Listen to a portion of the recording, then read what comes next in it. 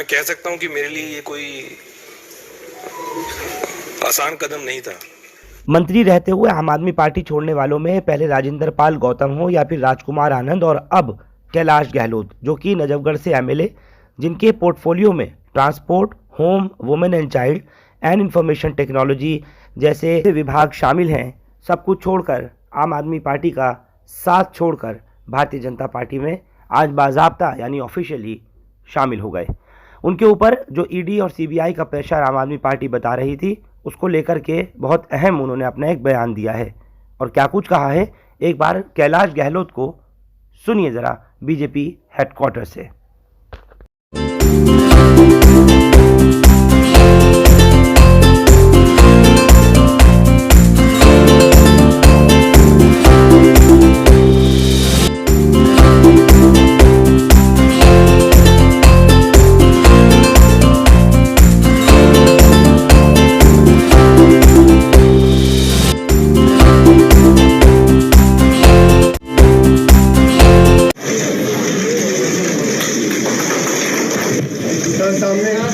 आम आदमी पार्टी छोड़कर बीजेपी की मेंबरशिप ग्रहण की खट्टर साहब की प्रेजेंस में।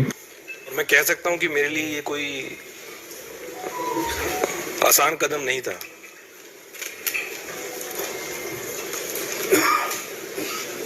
अन्ना जी के दिन से हम पार्टी से जुड़े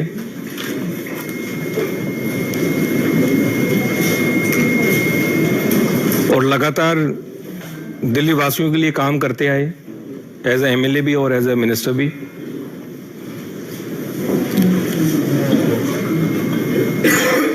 और सही पूछे तो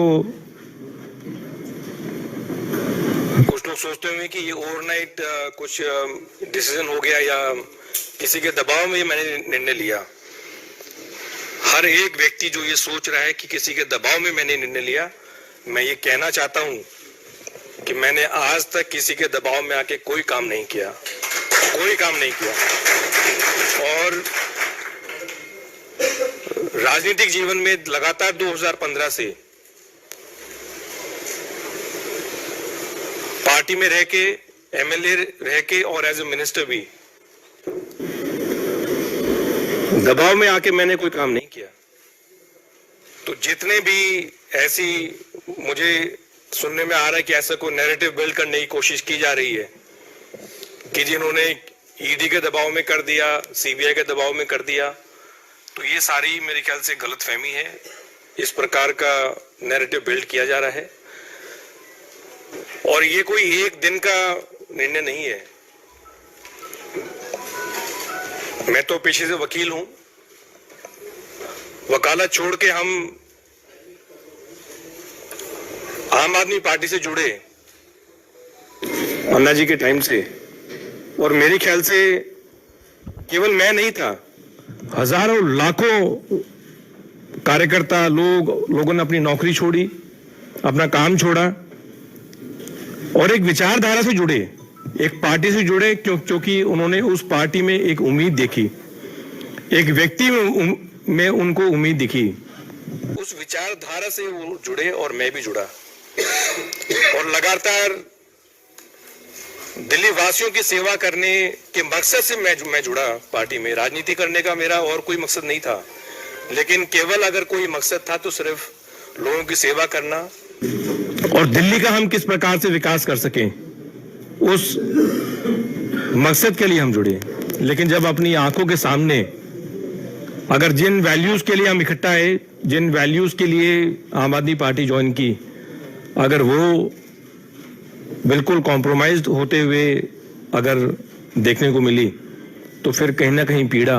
और ये मेरे शब्द हो सकते हैं, लेकिन मैं गारंटी के साथ कहता हूं कि इन शब्दों के पीछे वो लाखों हजारों कार्यकर्ताओं की आवाज है, वो भावना है कि जिस मकसद के लिए वो जुड़े थे वो आज उनको नजर नहीं आ रहा। एक आम आदमी की सेवा करने के लिए जुड़े थे, वो आम आदमी से मेरे ख्याल से सब वो लोग खास हो गए हैं। मैंने अपने पत्र के माध्यम से जो किन कारणों से मैं आम आदमी पार्टी छोड़ी, वो मैं उसके बारे में कुछ ज्यादा नहीं कहूँगा। मैंने अपने पत्रों के माध्यम से सारी चीज़ें लिख दी हैं, लेकिन इतना ज़रूर मैं कह सकता हूँ कि अगर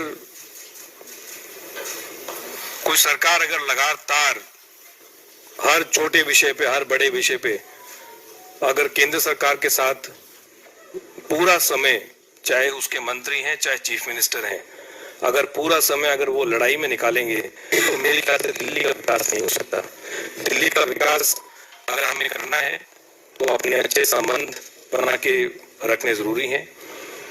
मेरा जितना समय एज ए मिनिस्टर निकला, जितने भी विभाग रहे, मुख्य रूप से आज भी मुझे एज ए ट्रांसपोर्ट मिनिस्टर ही जाना जाता है, और जितना भी मुझे मौका मिला मैंने पूरी कोशिश की कि चाहे वो केंद्र सरकार है चाहे एलजी से है, क्योंकि हमारा मकसद दिल्ली वासियों के लिए काम करने का था।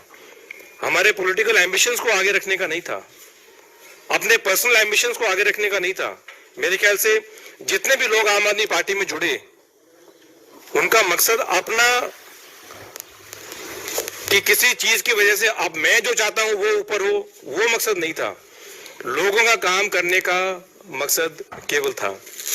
और मुझे पूरा यकीन है कि अगर दिल्ली का विकास अगर वाकई में हो सकता है तो फिर वो केंद्र में जो बीजेपी की सरकार है उसके साथ कंधे से कंधा मिला के एक मजबूती के साथ आगे बढ़ के उसका विकास हो सकता है। और यही कारण रहे कि मैं बीजेपी के परिवार से जुड़ा हूं। आज हमारे आदरणीय और सबसे लोकप्रिय प्रधानमंत्री नरेंद्र मोदी जी, उनकी जो विजन है, उनकी जो नीतियां हैं, उनके जो काम है, उनसे कहीं ना कहीं इंस्पायर होके और उनकी लीडरशिप के अंडर और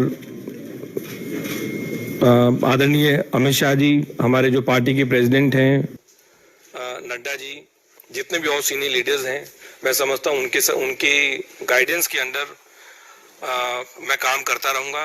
पहले भी काम करता रहा हूं, और एक चीज की गारंटी देता हूं कि जो भी मुझे रिस्पॉन्सिबिलिटी दी जाएगी उसको मैं पूरी ईमानदारी के साथ निभाऊंगा।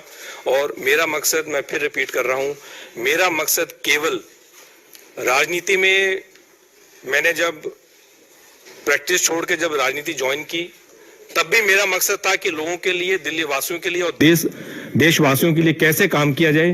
वो पहले भी था, आज भी है और हमेशा रहेगा। और जितने भी यहाँ सीनियर लीडरशिप है, मुझे समय समय पे उनका गाइडेंस मिलता रहेगा और हम दिल्ली के लिए और देशवासियों के लिए काम करते रहेंगे। जय हिंद। सभी मीडिया के साथियों का बहुत बहुत धन्यवाद।